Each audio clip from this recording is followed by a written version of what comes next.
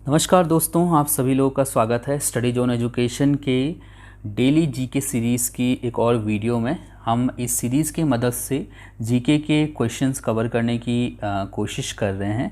तो बेसिकली ये जो हमारी सीरीज़ है ये डेली के डेली चलेगी और यहाँ पर आप अपना टेस्ट ले सकते हैं। अगर आपने जीएस पढ़ रखा है, अगर आपको लगता है कि आपका ये पोर्शन जो है मजबूत है, तो आप इस टेस्ट को अटेंड करके ये जान पाएंगे कि आप लोगों ने कितना पढ़ रखा है।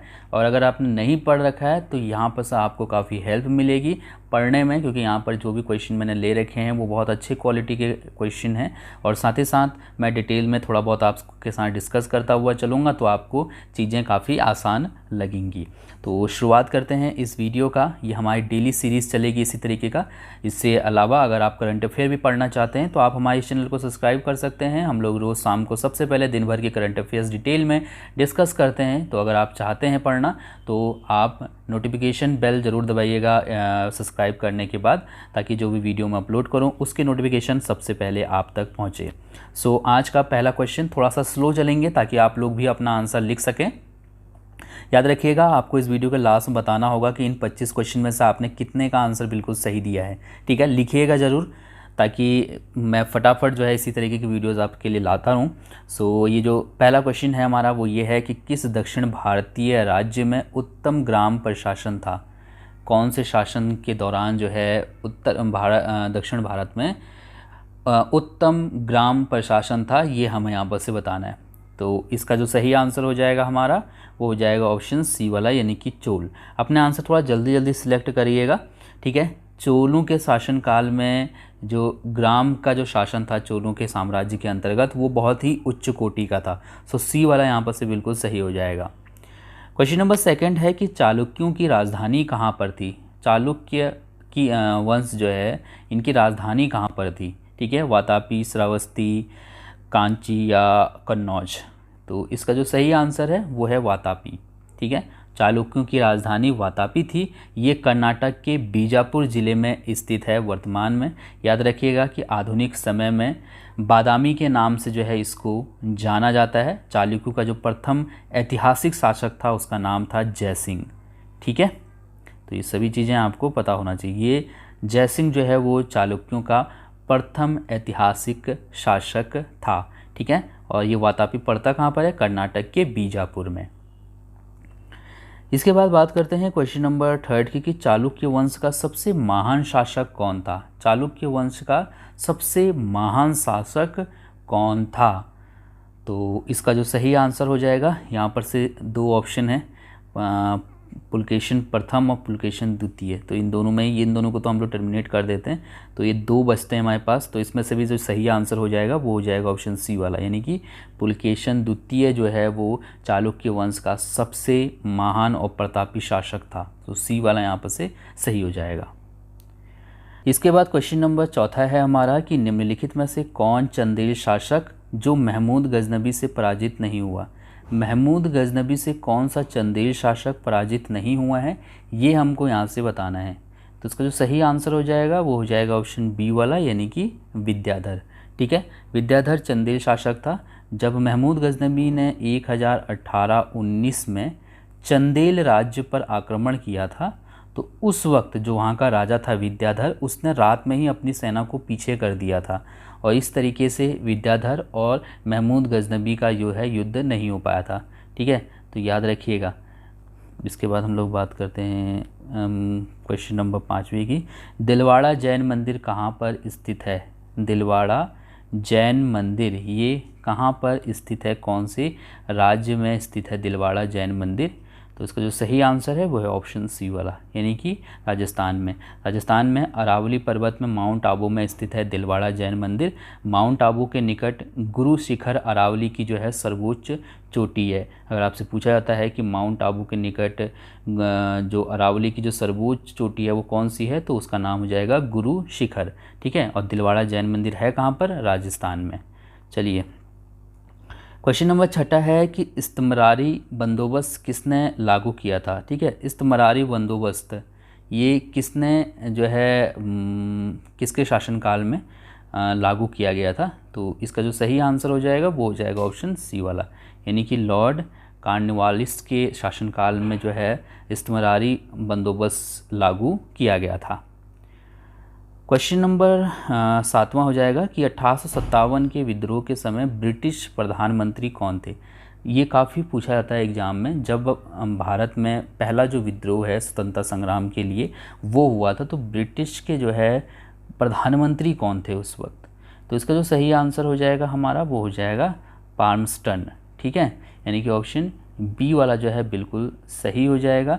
जब दूसरा विश्व युद्ध हुआ था तो उस वक्त ब्रिटेन के जो प्रधानमंत्री थे वो थे विंस्टन चर्चिल, और जब द्वितीय विश्व युद्ध के पश्चात जो ब्रिटेन के प्रधानमंत्री बने थे उनका नाम था बार एटली।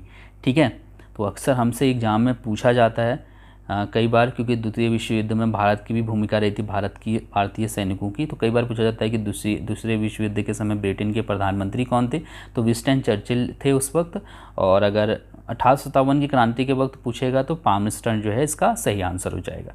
ठीक है, इसके बाद क्वेश्चन नंबर 8वां है हमारा कि डलहौजी के काल में ब्रिटिश साम्राज्य में अवध का विलय किस आधार पर किया गया।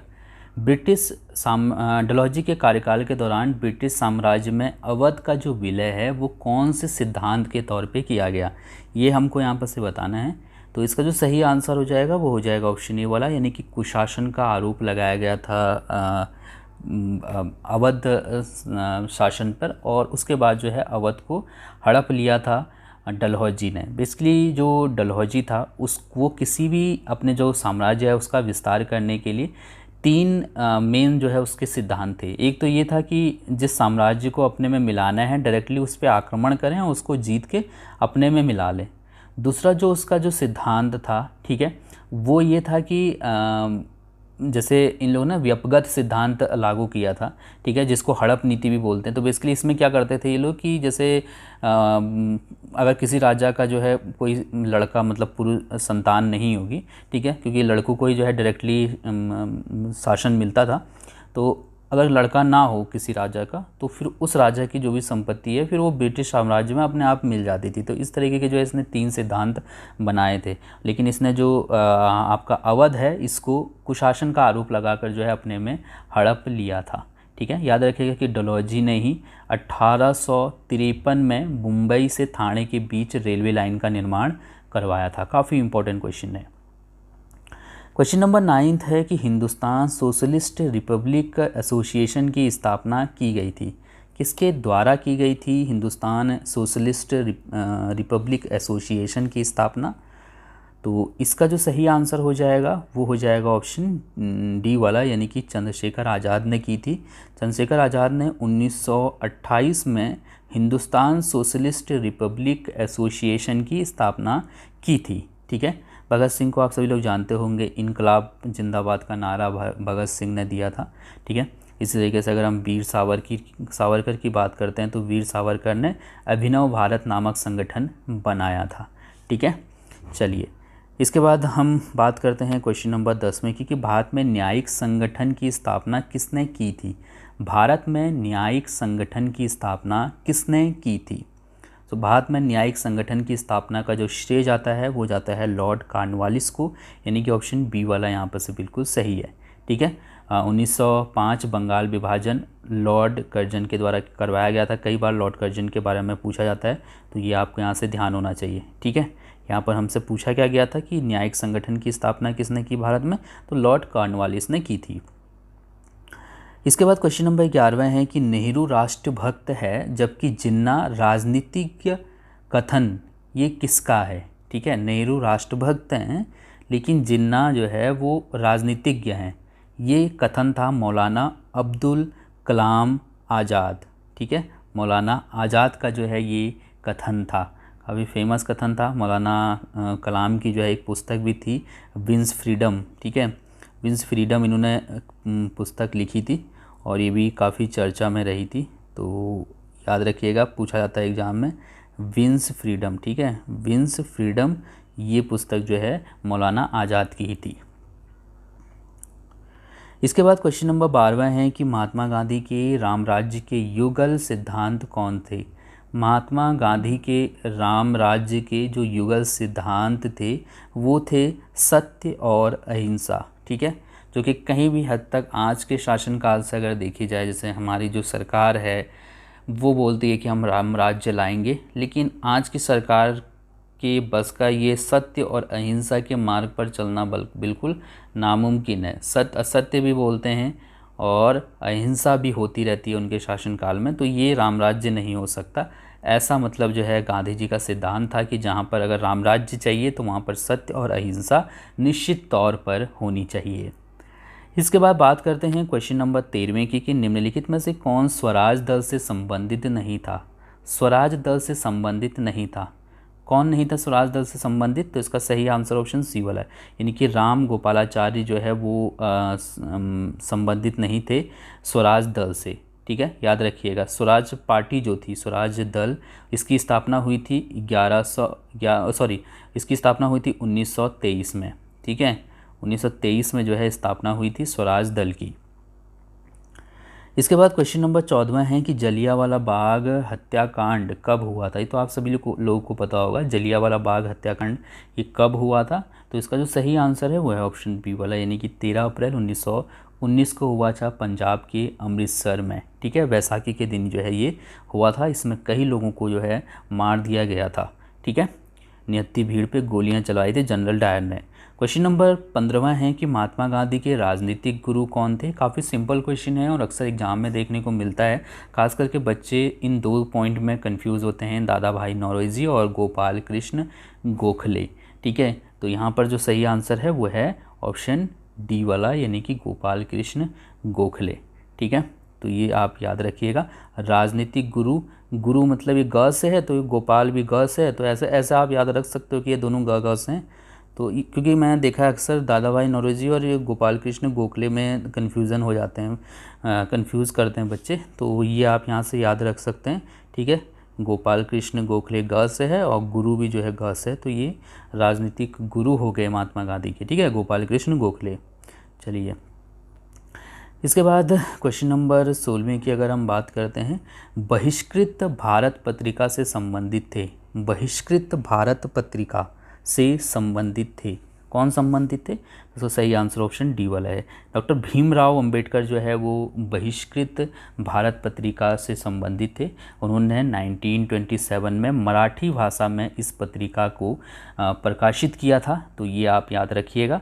ज्योतिबा फूले भी काफ़ी मशहूर जो है नेता हैं। 1817 में इन्होंने 1873 में इन्होंने सत्य शोधक समाज की स्थापना की थी। वहीं पर अगर हम बात करें आत्माराम पांडुरंग की अगर हम बात करें तो इन्होंने 1867 में रनाडे के साथ मिलकर प्रार्थना समाज की स्थापना की थी। तो कई बार हमसे प्रार्थना समाज की स्थापना किसने की थी ये पूछा जाता है, तो आत्माराम पांडुरंग ने की थी रनाडे के साथ मिलकर 1867 में। क्वेश्चन नंबर 17 है कि गांधी इरविन समझौते में किस आंदोलन को रोकने का प्रावधान था। गांधी इरविन समझौते में किस आंदोलन को रोकने का प्रावधान था? तो इसका जो सही आंसर है वो है ऑप्शन बी वाला, यानी कि सविनय अवज्ञा आंदोलन को रोकने का प्रावधान था। सविनय अवज्ञा आंदोलन का प्रारंभ 12 मार्च 1930 को डांडी मार्च के साथ शुरू हुआ था। तो यहाँ पर से एक पॉइंट हमें और मिलता है कि 12 मार्च 1930 को इस यात्रा का शुभारंभ हुआ था, इस आंदोलन का शुभारंभ हुआ था। ठीक है, सविनय अवज्ञा आंदोलन का। इसके बाद क्वेश्चन नंबर 18 है कि विदेश में प्रथम स्वतंत्र भारत सरकार किसने स्थापित की। भारत की जो स्वतंत्र सरकार है विदेश में वो किसने स्थापित की थी पहली बार? तो इसका जो सही आंसर है वो है ऑप्शन डी वाला, यानी कि राजा महेंद्र प्रताप सिंह ने की थी 1915-16 के दरमियान। ठीक है, काबुल में। काफ़ी इंपॉर्टेंट क्वेश्चन है, ध्यान रखिएगा। भारत की जो पहली स्वतंत्र सरकार थी वो काबुल में स्थापित हुई थी। ठीक है, राजा महेंद्र प्रताप सिंह के द्वारा। क्वेश्चन नंबर 19वां है कि भारतीय राष्ट्रीय कांग्रेस का लाहौर अधिवेशन कब हुआ। भारतीय राष्ट्रीय कांग्रेस का लाहौर अधिवेशन कब हुआ? तो इसका जो सही आंसर है वो है ऑप्शन बी वाला, यानी कि 1929 में। ठीक है, लाहौर अधिवेशन जो हुआ था वो 1929 में हुआ था और इसकी जो अध्यक्षता की थी वो हमारे जवाहरलाल नेहरू ने की थी। ठीक है, जवाहरलाल नेहरू के द्वारा ये अध्यक्षता की गई थी। याद रखिएगा कि पूर्ण स्वतंत्रता का प्रस्ताव इसी अधिवेशन में दिया गया था की और साथ में 26 जनवरी 1930 को स्वतंत्रता दिवस मनाने का निश्चय भी किया गया। ठीक है, इसी अधिवेशन में जो है ये सभी घटनाएं हुई थी। कई बार पूछा जाता है कि लाहौर अधिवेशन की अध्यक्षता किसने की थी, तो मैंने बता दिया ना, जवाहरलाल नेहरू, याद रखना। क्वेश्चन नंबर 20वां है कि बंगाल का एकीकरण किस सन में संपन्न हुआ।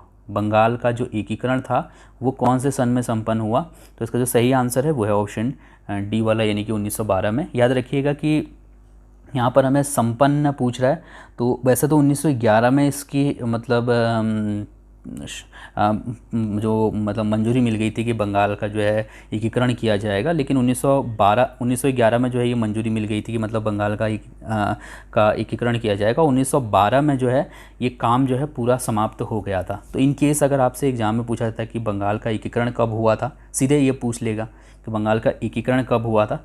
तो अगर आपको 1911 ऑप्शन में दिया हो, 1912 ना दिया हो, तो आप 1911 में सही कर लीजिएगा। ठीक है, दिसंबर 2011 के लास्ट की ये घटना है, दिसंबर 1911 के लास्ट की ये घटना है जब बंगाल का एकीकरण हुआ था। ठीक है, तो कहीं कहीं पर 11 और कहीं कहीं पर 12 दिया है कुछ पुस्तकों में, तो आप कंफ्यूज ना हो इसलिए मैंने यहाँ पर बता दिया है। ठीक है, तो यहाँ पर हमसे पूछा कि किस सन में संपन्न हुआ, तो हमने 1912 सही कर दिया क्योंकि 1912 में ये कंप्लीट हो चुका था बंगाल का एकीकरण। क्वेश्चन नंबर 21वां है कि भारत का प्राचीन पर्वत कौन सा है। भारत का प्राचीन पर्वत, सबसे प्राचीन पर्वत कौन सा है भारत में, तो इसका जो सही आंसर है वो है ऑप्शन सी वाला, यानी कि अरावली जो है वो भारत का ही नहीं बल्कि विश्व का सबसे प्राचीन पर्वतों में गिना जाता है। तो ये चीज़ याद रखिएगा। ठीक है, यह जो पर्वत है इसकी सर्वोच्च चोटी है माउंट आबू, जिसकी ऊंचाई है 1722 मीटर। ठीक है, चलिए क्वेश्चन नंबर 22वां है कि नागार्जुन सागर बांध किस नदी पर स्थित है, पर आधारित है। नागार्जुन सागर बांध ये कौन से नदी पर है, इसका निर्माण कहाँ पर किया गया है, तो नागार्जुन सागर बांध का जो निर्माण है वो कृष्णा नदी पर किया गया है आंध्र प्रदेश में। ठीक है, तो ये आपको यहाँ से पता होना चाहिए, याद रखिएगा इस चीज़ को। ये महानदी की अगर बात करें तो महानदी उड़ीसा में बहती है और इस पर हीराकुंड बांध स्थित है। ठीक है, महानदी पे हीराकुंड बांध स्थित है, कृष्णा नदी पे जो है वो नागार्जुन सागर बांध स्थित है। जैसे कृष्ण थे ना, कृष्ण, तो वो नाग की खोपड़ी पे जो है, शेष नाग की खोपड़ी पे बैठ के ऊपर आ गए थे, पैर उनके उसकी खोपड़ी पे पैर रख के। ठीक है, शेष नाग की खोपड़ी पे पैर रख के, तो आप इस तरीके से मतलब इसको थोड़ा सा लिंक कर सकते हो, कृष्ण और नाग। ठीक है, तो कृष्ण जो है कृष्णा नदी पे जो है नागार्जुन सागर बांध बना है, इस तरीके से लिंक करोगे ना थोड़ा सा, मतलब एक होती है कि शॉर्ट ट्रिक होती है पढ़ने की, तो वो क्या करता है आपको बहुत ज़्यादा कंफ्यूज करता है, लेकिन अगर आप खुद लिंक करके बनाओगे कुछ इस तरीके से तो आपको तुरंत जो है याद आएगा। जैसे कृष्ण और नाग आपने एक बार पढ़ लिया, तो अगर आप कहीं भी देखोगे तो तुरंत आपके दिमाग में वही चीज़ चलेगा, कृष्ण और नाग। ठीक है, तो आप तुरंत बता दोगे कि नागार्जुन सागर बांध जो है वो कृष्णा नदी पे बना हुआ है। ठीक है, क्वेश्चन नंबर 23वां है कि भारत में सबसे कम वर्षा वाला स्थान कौन सा है। इनमें से बताना है हमको, भारत में सबसे कम वर्षा वाला स्थान कौन सा है। तो भारत में सबसे कम वर्षा वाला जो स्थान है उसका नाम है लेह। ठीक है, सबसे कम वर्षा होती है लेह में, और सबसे ज़्यादा जो वर्षा होती है भारत में वो होती है मासिन राम में। ठीक है, कहाँ पर होती है, मासिन राम में, जो कि पड़ता है मेघालय राज्य के अंतर्गत। तो ये आप यहाँ से ध्यान रख सकते हैं। इसके बाद 24वां है कि किस प्रदेश में सर्वाधिक अनुसूचित जनजाति है। सबसे अधिक अनुसूचित जनजाति जनगणना 2011 के अनुसार मध्य प्रदेश में है, यानी कि ऑप्शन बी वाला यहाँ से बिल्कुल सही है। ठीक है, तो ये आपको याद रखना होगा। इन केस अगर यहाँ पर अनुसूचित जाति होता है, यानी कि जनजाति ना होकर सिर्फ जाति होता, तो सबसे अधिक अनुसूचित जाति जो है वो उत्तर प्रदेश में है। ठीक है, और सबसे अधिक अनुसूचित जनजाति वो मध्य प्रदेश में है। दोस्तों, अब इस वीडियो का लास्ट क्वेश्चन है। अगर आपको ये वीडियो पसंद आई है तो वीडियो को लाइक करके शेयर ज़रूर करिए और मुझे कमेंट करके भी ज़रूर बताइएगा कि इन 25 में से कितने का आंसर आपने सही दिया है। क्वेश्चन है कि बोकारो इस्पात कारखाने में किस विदेशी देश का सहयोग प्राप्त हुआ।